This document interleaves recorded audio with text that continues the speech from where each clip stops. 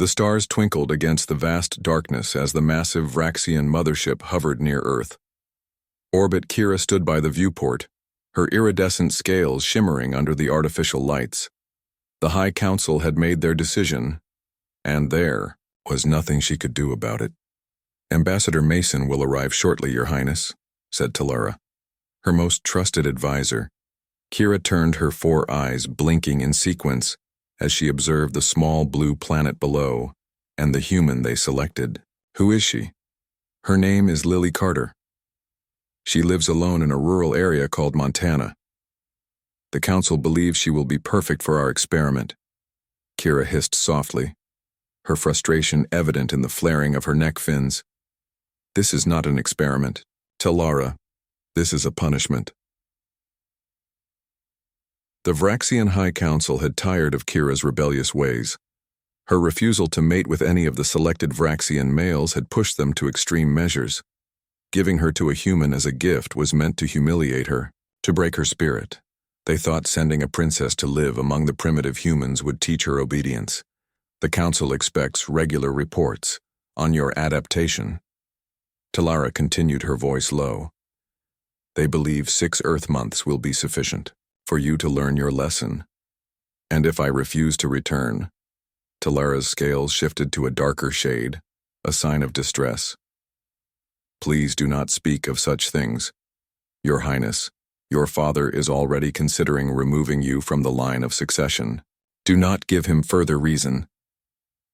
Kira moved away from the viewport, her long robes trailing behind her. She had spent her life fighting against the rigid traditions of her people. Her mother had been the same way, rebellious independent. Some said that was why she died so young, refusing traditional medical treatments in favor of experimental procedures. "How much does this human know about me?" Kira asked. "Very little. The Council authorized only basic information. She knows you are royalty and that this is part of a cultural exchange program. She knows nothing of Vraxian biology or social structures." Ambassador Mason arrived minutes later, her formal Earth uniform crisp and professional. "Princess Kira, everything is prepared. The human has been notified of your arrival, though she believes you are part of a cultural exchange program." "She knows nothing of the true purpose then," Kira said. "No, Your Highness. The Council felt it would be best to maintain the pretense." Kira nodded, her long, slender neck bobbing gracefully. "Very well. Let us proceed with this farce." The shuttle was small compared to the mothership, just large enough for Kira, Ambassador Mason, and 2 guards. Kira watched as her home for the past 30 Earth years grew smaller. Through the viewport, she felt a strange mixture of dread and excitement. Despite her resentment toward the Council's decision, part of her had always been curious about humans. The descent to Earth was quick and unremarkable. The shuttle landed in a clearing not far from a modest wooden structure. Kira felt the difference in gravity immediately as she stepped onto Earth soil. Her ceremonial robes felt heavier, her movements slightly sluggish. A human female stood waiting at the edge of the yaw. Clearing, her hair was the color of Earth's wheat fields, and her eyes reminded Kira of the green forest they had passed over during landing. She was small by Vraxian standards, barely reaching Kira's shoulder. "Welcome to Earth," the human said with a nervous smile. "I'm Lily Carter.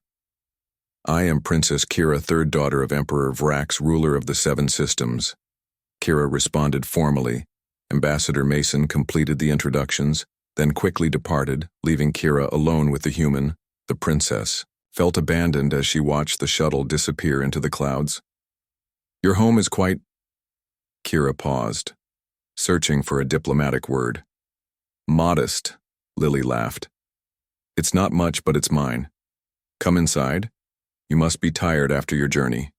The interior of Lily's home was warm and filled with objects Kira couldn't identify. Fabric coverings on furniture, wooden surfaces covered with small decorative items, and images of humans on the walls. It was chaotic compared to the minimalist designs of Vraxian architecture. "I prepared a room for you," Lily said, leading Kira down a narrow hallway. "I wasn't sure what you might need, so I tried to keep it simple." The room contained a large flat surface covered with soft materials, a chair, and a small table. Simple indeed. Kira thought, remembering her chambers on the mothership with their anti-gravity sleep platforms and atmospheric controls. "Thank you," Kira said formally. "This will be adequate." Lily hovered in the doorway, clearly uncertain. "I made dinner. If you're hungry, I wasn't sure what you eat, so I prepared a variety of foods." Kira had studied human nutrition before her arrival. She knew their food would be compatible with her digestive system, if not entirely pleasant. "I will join you." The meal was awkward. Kira struggled with the primitive eating utensils while Lily tried not to stare at her four-fingered hands and the way her jaw expanded to accommodate larger pieces of food. "So," Lily said, finally breaking the silence, "how long will you be staying?" "6 of your Earth months," Kira replied, "unless the Council decides otherwise." "And what exactly are you hoping to learn during your stay?" Lily asked. "The information I received was pretty vague about the purpose of this exchange." Kira considered how much to reveal. "The Council believes I would benefit from understanding human culture. Your species is of interest to us, particularly your adaptive capabilities and your emotional resilience." "That makes sense." Lily nodded. "Humans are pretty good at adapting, I guess, and you? What can I learn about your people?" "Whatever you wish to know," Kira said, "though I am not authorized to share certain technological information." As the evening progressed, Kira observed her host carefully. Lily was clearly nervous but making an effort to be welcoming. She asked thoughtful questions and listened attentively to Kira's answers. She seemed genuinely interested, not merely performing a duty when it was time to retire for the night. Kira found herself alone in the small room. The silence was different from what she was accustomed to. On the mothership, there was always the hum of machinery, the distant voices of other Vraxians. Here there were strange sounds, rustling leaves creaking, wood-distant animal calls. She removed her ceremonial robes and examined her sleeping area. The flat padded surface was nothing like her suspension chamber at home. She gingerly lowered herself onto it, surprised to find it reasonably comfortable. She wondered what other surprises awaited her during her exile. As she drifted toward sleep, Kira thought about Lily. The human seemed kind. Perhaps this punishment would not be as terrible as she had feared. Still, she was a princess of the Vraxian Empire, forced to live in primitive conditions with a member of a lesser species. It was humiliating. Tomorrow she would begin her reports to the Council. She would describe the primitive dwelling, the strange customs, the inferior technology. She would give them exactly what they expected. And perhaps in doing so, she would convince them to recall her sooner. What Kira didn't realize as she finally fell asleep was that her time on Earth would change her in ways neither she nor the Council could possibly anticipate. The first week on Earth was challenging for Kira. She struggled with the simplest human tasks. The shower confused her with its manual temperature controls. The kitchen appliances seemed primitive and inefficient, even sleeping on a mattress rather. Then in a suspension chamber left her body aching and her mind foggy. Lily was patient, teaching her how to use each device, explaining Earth customs, answering endless questions. She never seemed annoyed by Kira's lack of knowledge, only eager to help. "Humans spend so much time on food preparation," Kira observed one morning as Lily chopped vegetables for breakfast. "Does your species not cook? We have automated systems that produce nutritionally balanced meals. The idea of manually preparing food is considered primitive." Lily smiled as she continued chopping. "Maybe. But there's something satisfying about making something with your own hands, don't you think?" Kira had never considered this. The concept of finding pleasure in manual labor was foreign. To her, Vraxians of royal blood especially never engaged in such activities. "I would like to learn," Kira said, surprising herself. Lily's face brightened. "Really? Okay. Come here. I'll show you how to make an omelet." The process was messy. Kira broke 3 eggs before successfully cracking one into the bowl. Her four-fingered hands were not designed for such delicate work. The whisking splashed egg mixture onto her scales. The stove's heat controls were imprecise by her standards, but when they finally ate the slightly overcooked omelet, Kira felt an unexpected sense of accomplishment. It tastes better when you make it yourself, doesn't it? Lily asked. Kira nodded slowly. An unexpected outcome. Days passed as Kira adjusted to Earth life she sent. Daily reports to the Council describing human customs and technology, always emphasizing their primitive nature. She never mentioned the growing sense of curiosity she felt or how Lily's kindness was affecting her on her 10th day on Earth. Lily took her to the greenhouse, a large structure behind the main house filled with plants. The air inside was warm and humid, reminding Kira of the tropical chambers on the mothership.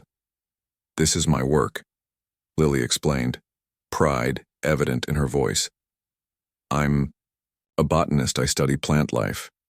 Kira walked between rows of green growing things. Some had colorful blooms, others bore small fruits. The variety was impressive even by Vraxian standards, where botanical diversity was highly valued. "You maintain all of these yourself?" "Yes, most are native species, but some are experimental hybrids. I'm developing more drought-resistant varieties." To Kira's surprise, she found herself fascinated by Lily's work. The human spent hours explaining each plant its properties, its needs, its potential uses. Kira listened, absorbing the information, comparing Earth flora to Vraxian equivalents. "These plants respond to sound," Lily explained one day, playing soft music through speakers mounted in the greenhouse. "When I play music for them, they grow differently than those kept in silence." "On Vrax, we have similar life forms," Kira responded, "but they respond to electrical impulses rather than sound vibrations." Lily's eyes widened with interest. "Really? That's amazing. Would you tell me more about them?" For the first time since arriving on Earth, Kira felt a connection. She began explaining Vraxian plant biology, watching as Lily took notes, her face animated with genuine curiosity. As weeks passed, Kira found herself spending more time in the greenhouse helping Lily with her work. The human taught her how to transplant seedlings, how to monitor soil conditions, how to prune for optimal growth. Kira's reports to the Council became shorter, less detailed. She told herself it was because there was less to report, not because she was becoming reluctant to share her experiences. One evening, as they sat on the porch watching the sunset, Lily asked, "Do you miss home?" The question caught Kira off guard. She had been on Earth for nearly a month now and had thought of home less and less each day. "I miss certain comforts, the technology, the familiar foods, but," she hesitated, "I do not miss the constant scrutiny, the expectations." "What kind of expectations?" "To mate, to produce offspring, to fulfill my royal duties without question." Lily nodded. "Sounds like family pressure exists across galaxies." "Indeed. But here I am, free from those expectations. For the first time, I can choose my own path." The realization startled her. She had viewed her time on Earth as punishment, not freedom, but as the words left her mouth, she recognized their truth. Here with Lily, she was not Princess Kira, third daughter of Emperor Vrax. She was simply Kira, a being learning, and growing summer arrived, bringing longer days and warmer temperatures. Kira's scales, which had dulled during her first weeks on Earth, now gleamed in the sunlight. She had adapted to Earth's gravity, to its food, to its customs.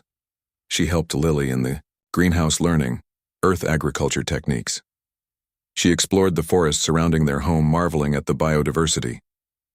Her reports to the Council became increasingly vague. She emphasized minor difficulties and downplayed her growing comfort with Earth life. She was halfway through her sentence now. 3 months had passed, 3 remained. She found herself dreading the day when she would have to return to Vrax one hot afternoon. As they worked side by side in the greenhouse, Lily suddenly asked, "Can I touch your scales? They look so beautiful in the sunlight." No human had touched Kira before. Among Vraxians, physical contact was rare, reserved for intimate partners or medical professionals. But Kira found herself nodding.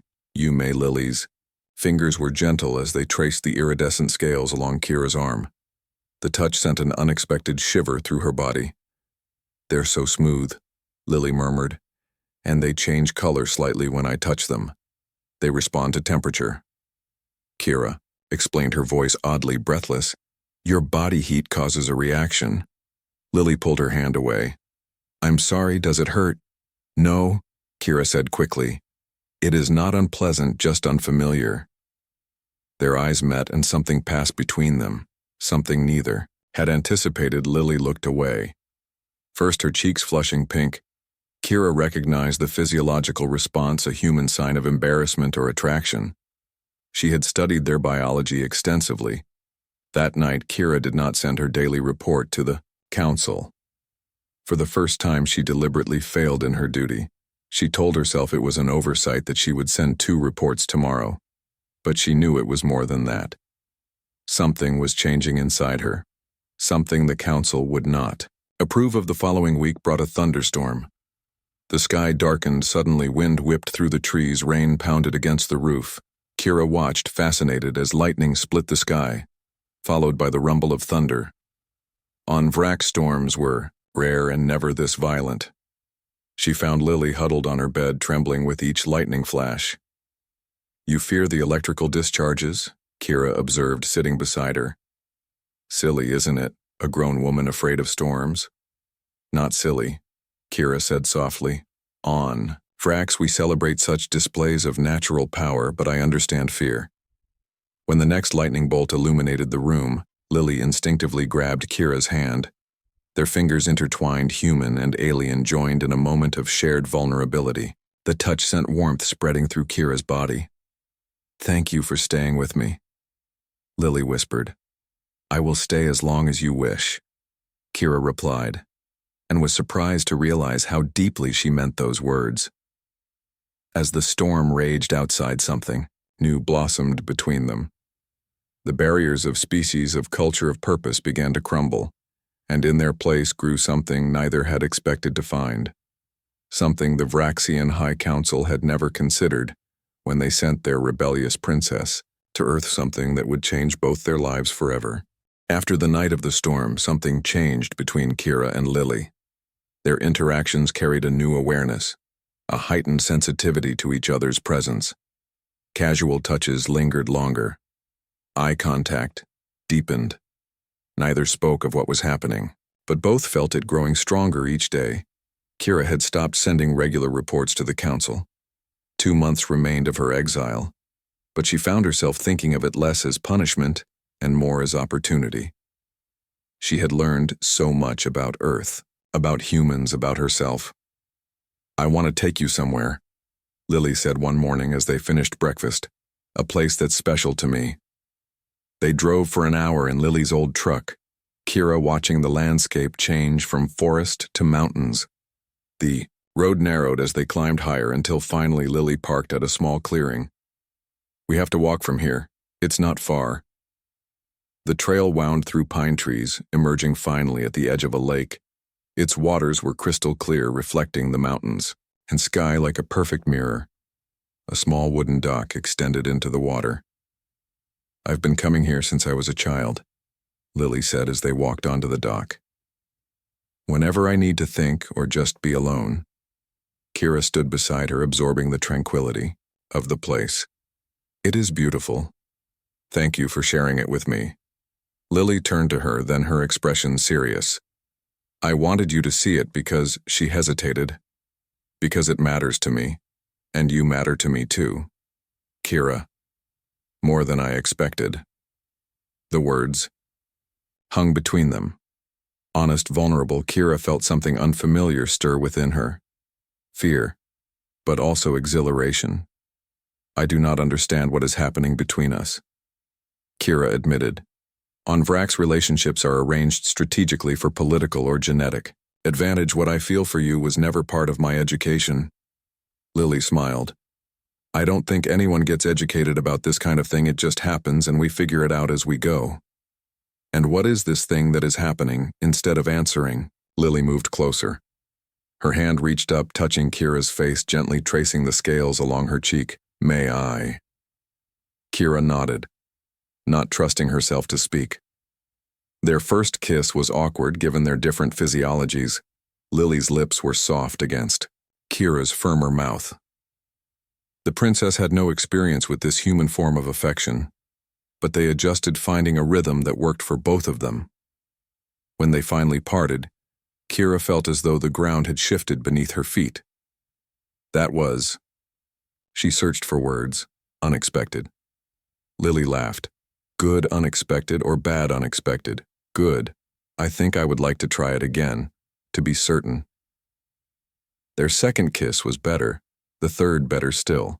By the time they returned to the truck, both were breathless and flushed with emotion. The weeks that followed were filled with discovery. They learned each other's bodies, the similarities and differences, the places where touch brought pleasure, the barriers that needed respect. Kira discovered that her neck, fins were surprisingly sensitive to Lily's fingers. Lily learned that the patterns of Kira's scales changed with her emotions, turning deeper blue when she was aroused.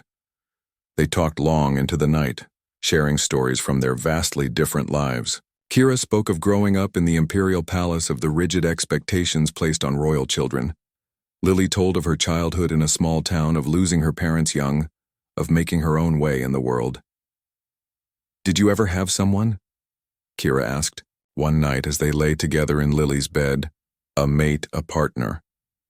"There was someone in college," Lily said. "Her name was Kate. We were together for 2 years, but our lives went in different directions. She wanted city life. I needed this." She gestured to the window where moonlight illuminated the forest. "What about you? Were there others before?" "There were candidates selected by my father and the council, but I rejected them all. They wanted my title, my genetic line, not me, and I wanted." She paused. "I wanted what my mother never had." Choice. Lily's fingers traced the luminescent patterns on Kira's arm. "And now you have choice." "Yes. Now I have choice, but choice brought complications." As her time on Earth neared its end, Kira faced a decision that would change everything. Would she return to Vrax, fulfill her royal duties, eventually submit to an arranged mating, or would she stay on Earth with Lily, forsaking her heritage, her birthright, her people? The council would never allow a princess to choose exile, especially not to remain with a human. 1 month before her scheduled departure, Kira received a message from the mothership. Ambassador Mason would be arriving in 2 days to begin preparations for her return. "I must tell you something," Kira said that evening as they sat on the porch watching fireflies dance in the gathering darkness. Lily turned to her. "You sound serious." "The truth of my presence here. It was not a cultural exchange as you were told. It was punishment. The council sent me to Earth because I refused to mate with the males they selected. They thought living among humans would humble me, would break my spirit, would make me grateful to return to Vrax." Lily was quiet for a long moment. "I suspected it might be something like that. You seemed too unhappy at first, too reluctant to engage, but why tell me now?" "Because they are coming for me in 1 month and I am considering not returning." The words once spoken could not be taken back. Kira felt both terror and relief at having voiced the thought that had been growing in her mind. Lily's eyes widened. "Can you do that? Just refuse to go?" "No. They would not allow a princess to remain among humans. They would take me by force if necessary." "Then what?" "There is another option," Kira said slowly. "If I were to formally renounce my title, my place in the succession, I would become simply a citizen, a private individual. The council might still object, but my father could grant permission, especially if he believed I was no longer a threat to Vraxian traditions. And is that what you want, to give up your heritage, your birthright?" Kira looked out at the fireflies, their lights blinking on and off like distant stars. "What is birthright, Lily? A title, an expectation, a cage. My mother was queen and she died unhappy. My sisters live in luxury but without freedom. I have found something here, something I never expected." What have you found? Kira turned to her, then took her hands. I have found you. And with you I have found myself. Not Princess Kira, third daughter of Emperor Vrax, but simply Kira. A being who can choose her own path, who can love freely. Lily's eyes filled with tears. Are you saying? I am saying that I love you, and if you will, have me, I wish to stay. Their embrace was fierce, full of emotion and promise, but the path ahead would not be easy.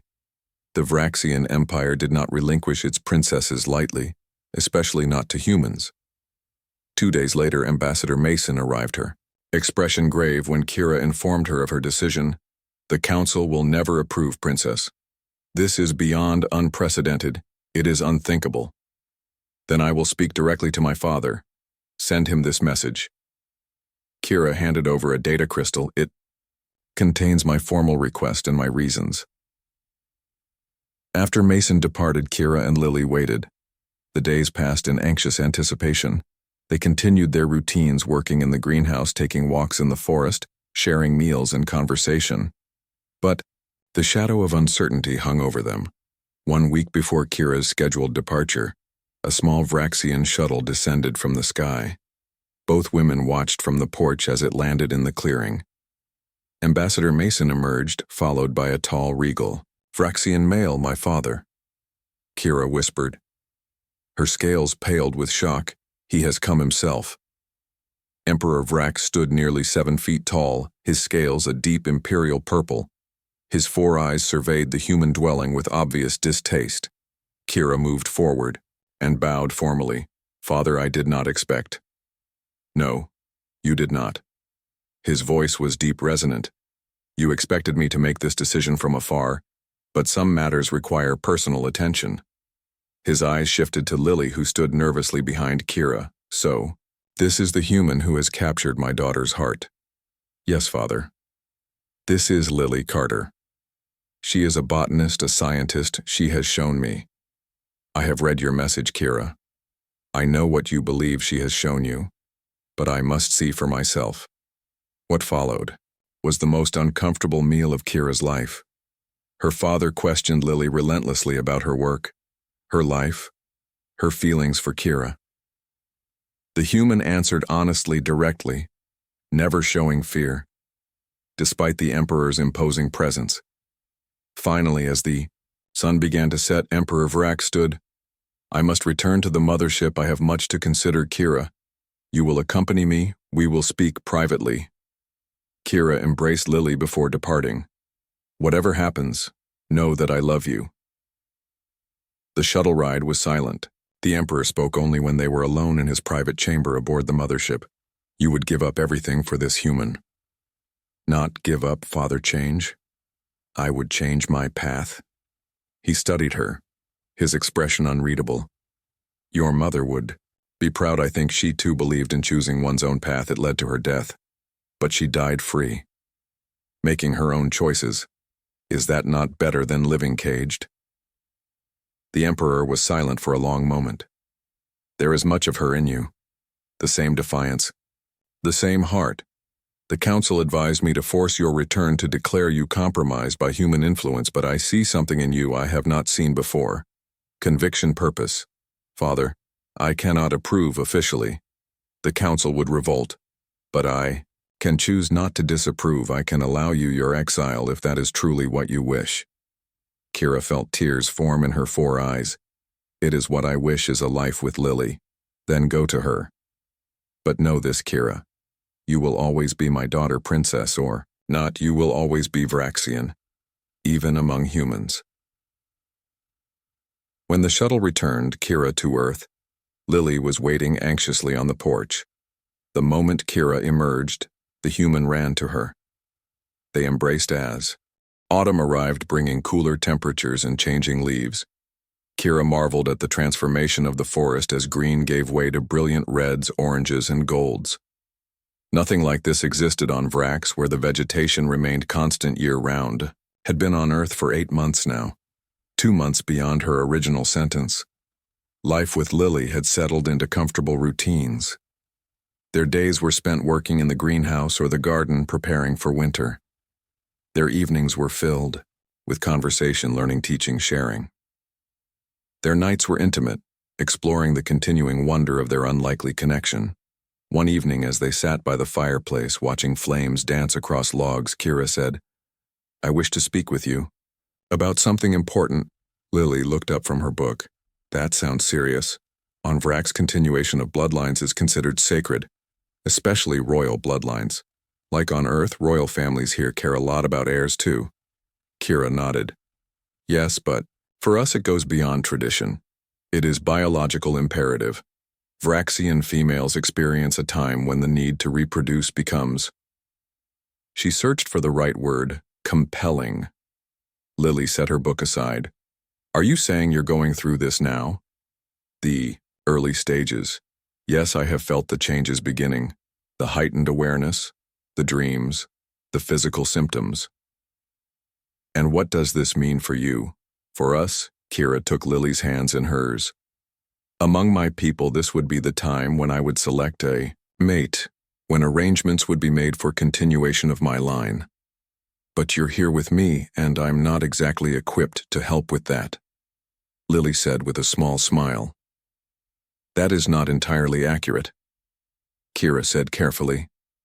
"Vraxians have advanced reproductive technology. We can combine genetic material from different species, creating viable offspring. It would be—" She hesitated. "Unprecedented to combine Vraxian and human genetics. But theoretically possible." Lily's eyes widened. "Are you saying what I think you're saying?" "I wish to have a child," Kira confirmed. "Our child part human, part Vraxian, a bridge between our worlds." "How would that even work?"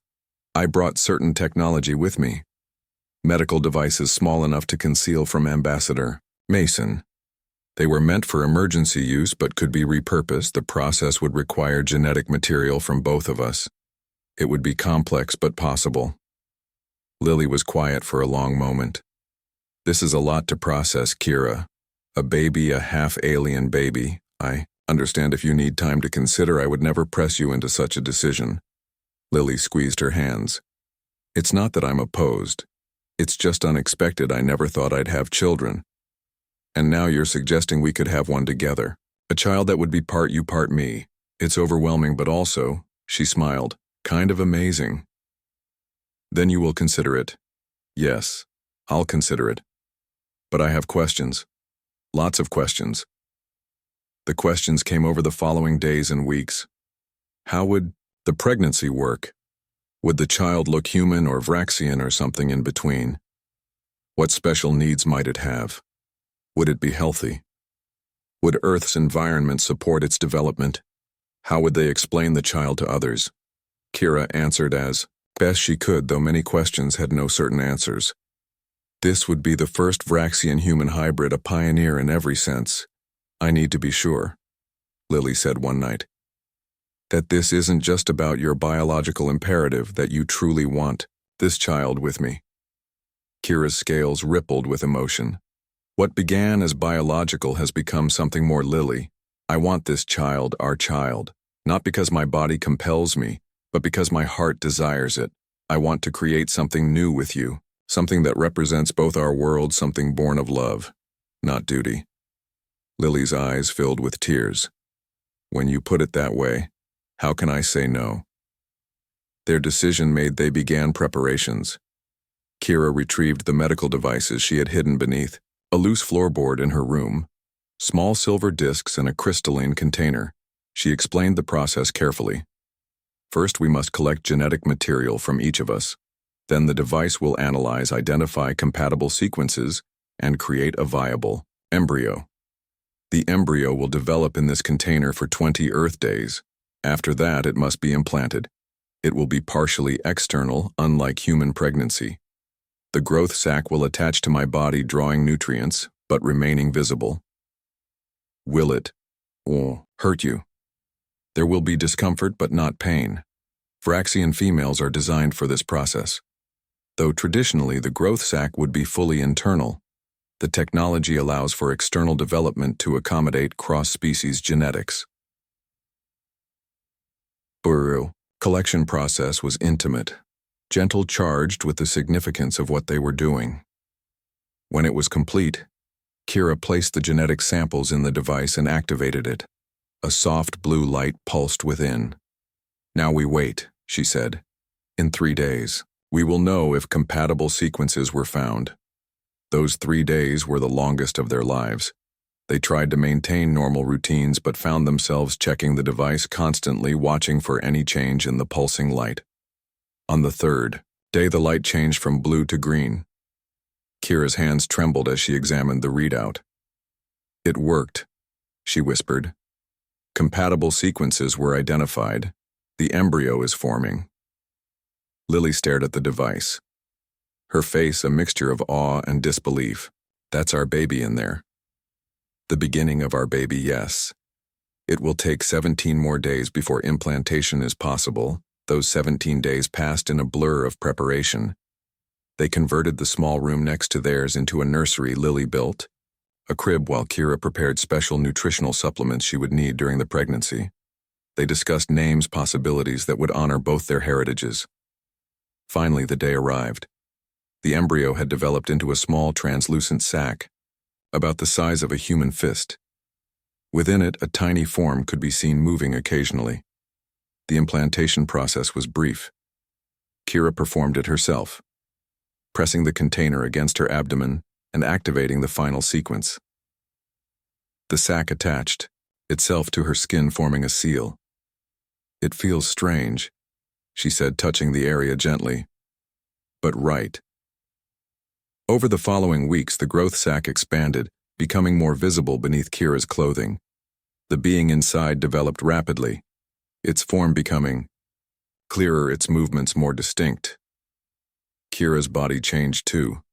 Her scales developed a deeper luster. Her energy fluctuated as her system adjusted to supporting the hybrid life. Lily was endlessly fascinated, monitoring the development, taking notes, making observations.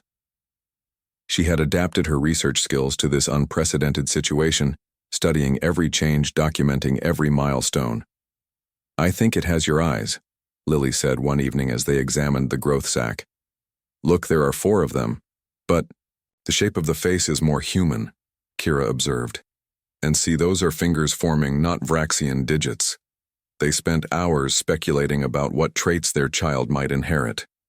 Would it have scales or skin or some combination? Would it have Kira's ability to change scale color with emotion? Would it have Lily's wheat-colored hair? As the pregnancy progressed, they faced practical challenges.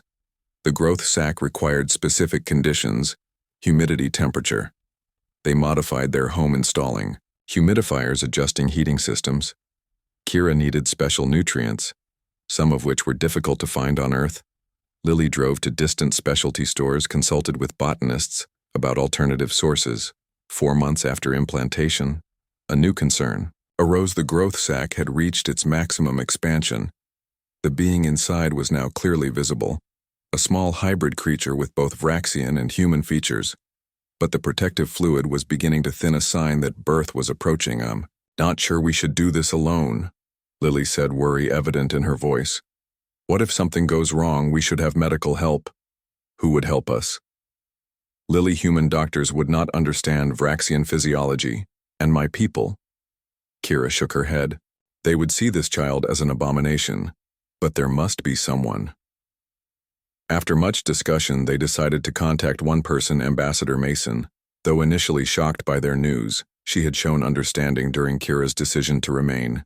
On Earth, she had access to both human and Vraxian medical knowledge.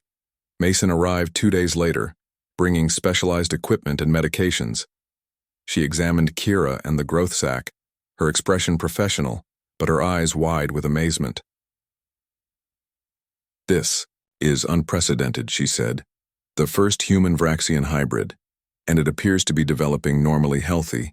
Despite all odds, the Council would never believe." "The Council must not know," Kira said firmly. "Not yet. Not until the child is born and strong." Mason nodded. I understand, but they will discover eventually. You must be prepared. The ambassador stayed with them, monitoring Kira's condition, providing medical support. As the birth approached, she taught Lily how to read Vraxian vital signs, how to administer necessary medications. She prepared them both for what to expect during the birth process. The sac will detach naturally, she explained. The membrane will dissolve.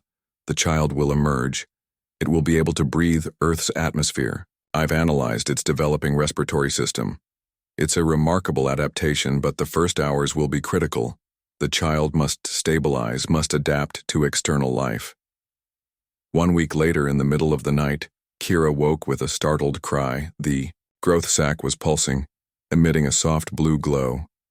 "It's time," she whispered, shaking Lily awake. "The birth has begun." What followed was both terrifying and miraculous. The membrane thinned, becoming transparent. The creature inside moved, positioning itself.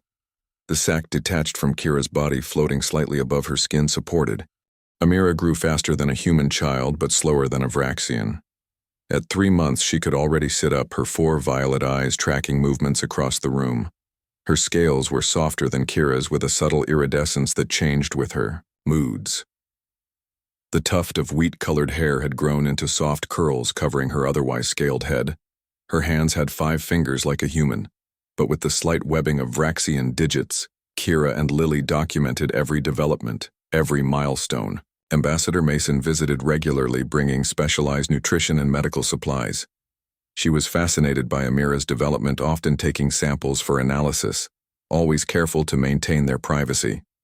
"She's remarkable," Mason said during one visit as Amira grasped at her scanner with surprising strength. "Her hybrid physiology is stabilizing, developing its own patterns, neither fully human nor fully Vraxian, but something new, something viable." "Will she be able to have children someday?" Lily asked the question that had been on both mothers' minds. Mason considered. "It's impossible to say with certainty, but based on her current development, I believe she may be fertile. Her reproductive system shows elements of both species, but seems to be integrating them rather than conflicting. What that means for future generations." She shrugged. "Only time will tell." Life settled into new routines centered around their daughter. Kira sang Vraxian lullabies while Lily read human children's books. They took turns feeding, bathing, playing. Both were exhausted but blissfully happy, watching their impossible child thrive until the day a message arrived from the mothership. "The High Council requests your presence. Princess Kira." "Ambassador," Mason said, her expression grave. "They have learned of the child." Kira's scales paled. "How? I don't know. But they know, and they are most displeased. They view this as a violation of our most sacred traditions, the creation of a hybrid, particularly with a species they consider primitive." Mason winced. "Their words, not mine."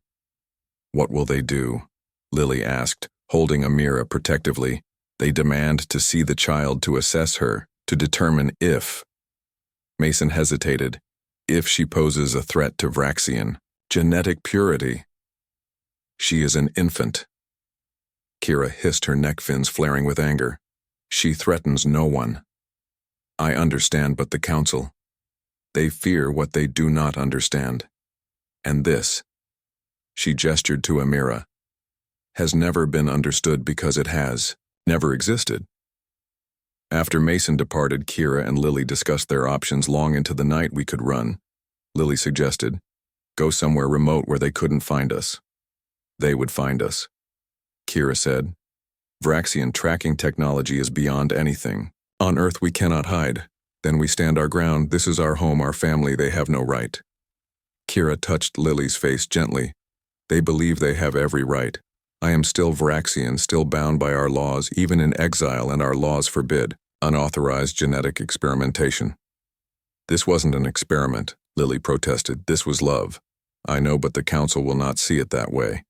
In the end, they decided to face the Council together, to show them Amira, to prove that their daughter was not an abomination, but a miracle, a new possibility. 1 week later, a delegation from the mothership arrived. 3 members of the High Council, resplendent in ceremonial robes. Ambassador Mason, and to Kira's shock, Emperor Vrax himself.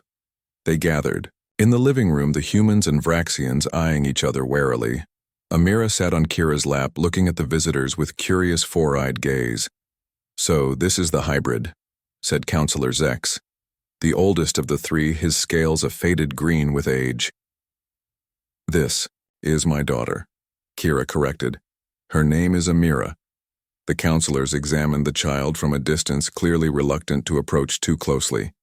"It appears healthy," Councillor Vela noted, surprise evident in her voice. "She is perfectly healthy." "Lily," said Ambassador Mason, "has been monitoring her development." All eyes turned to Mason, who nodded. "The child shows remarkable integration of both genetic lineages. Her systems are functioning at optimal levels. She is meeting or exceeding developmental milestones." "That is not the issue," Councillor Zex said dismissively.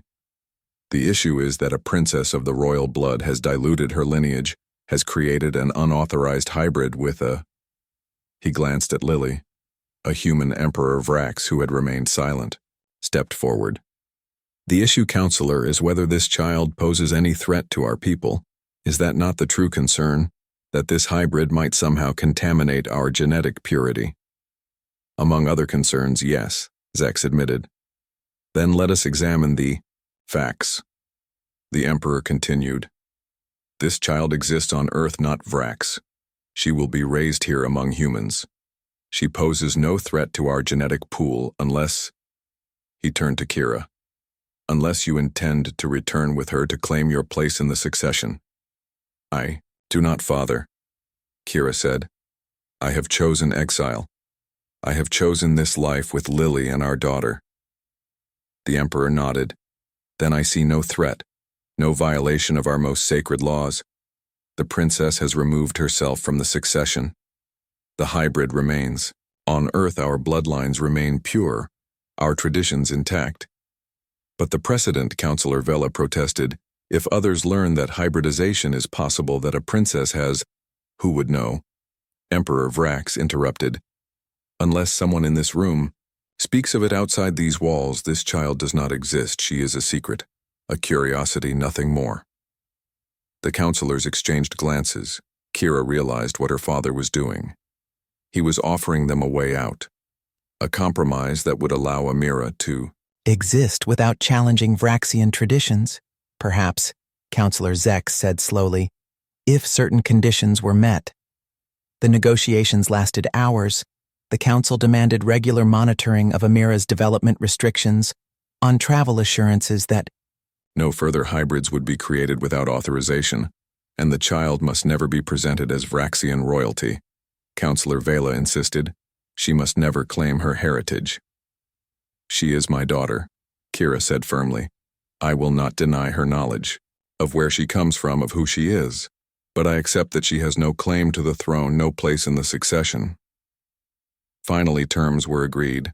The council would allow Amira to exist, would recognize her as Kira's offspring but not as a princess of the blood. In return, Kira and Lily would provide regular updates on her development, would allow periodic examinations by Vraxian medical personnel. As the delegation prepared to depart, Emperor Vrax lingered behind Mayasida. He gestured to Amira. Kira nodded, placing her daughter in her father's arms. The Emperor studied the child, his expression softening as Amira reached up, touching his face with curious fingers. "She has your mother's eyes," he said softly. "The same curiosity, the same spirit. She has much of Lily too," Kira said. "Her determination, her kindness." The Emperor handed Amira back. "The council fears her because she represents change, Kira, and our people have resisted change for millennia, but perhaps—" He glanced at the child. "Perhaps it is time for some change. Not revolution, but evolution. Small steps toward a future we cannot yet imagine." After they departed, Lily turned to Kira. "Did your father just give us his blessing?" "In his way, yes, I believe he did." As the months passed, Amira continued to thrive. She began to crawl, then walk. Her first words were a mixture of English and Vraxian. "Ambassador," Mason brought specialized teaching tools programs designed to help her understand both her heritages. Kira and Lily created a childhood that honored both worlds. On Amira's first birthday, they planted a special garden seeds from earth soil from Vrax, which Mason had smuggled to them. A symbol of integration of possibilities, Lily designed the layout while Kira prepared the special nutrients needed for the Vraxian plants to thrive in Earth's environment. Together, they created something new, something beautiful. That evening, as they watched the sunset, Amira playing on a blanket beside them, Kira reflected on the journey that had brought them here, the punishment that had become freedom, the exile that had become home, the prank that had led to the greatest joy she had ever known. "What are you thinking about?" Lily asked, leaning against her shoulder. "How fortunate I am that the council sent me here, that I found you, that we created her." Kira nodded toward their daughter, who was examining a leaf with intense concentration. "I was meant to be humiliated. Instead, I was completed." Lily smiled. "Do you ever regret it, giving up your position, your heritage?" "Never. What is a throne compared to this? What is royal blood compared to love, to family, to creating something new, something revolutionary?" As if sensing she was being discussed, Amira looked up at them, her 4 eyes blinking in sequence just like her Vraxian mother. Her lips curved in a smile that was entirely human. Entirely. "Lily, Mama," she said, clearly looking from one to the other. "Mamas." Both women moved to her, gathering her between them. Their daughter. Their miracle. Their bridge between worlds. Word of Amira's existence spread slowly, cautiously. First to trusted human scientists who were sworn to secrecy, then to progressive members of Vraxian society, curious about the hybrid child ambassador. Mason served as gatekeeper, carefully screening those who wished to meet her. By Amira's second birthday, she had become something of a legend, a symbol of possibility. Some viewed her with fear, others with fascination, but none could deny that she had changed everything, had proven that barriers thought insurmountable could be crossed.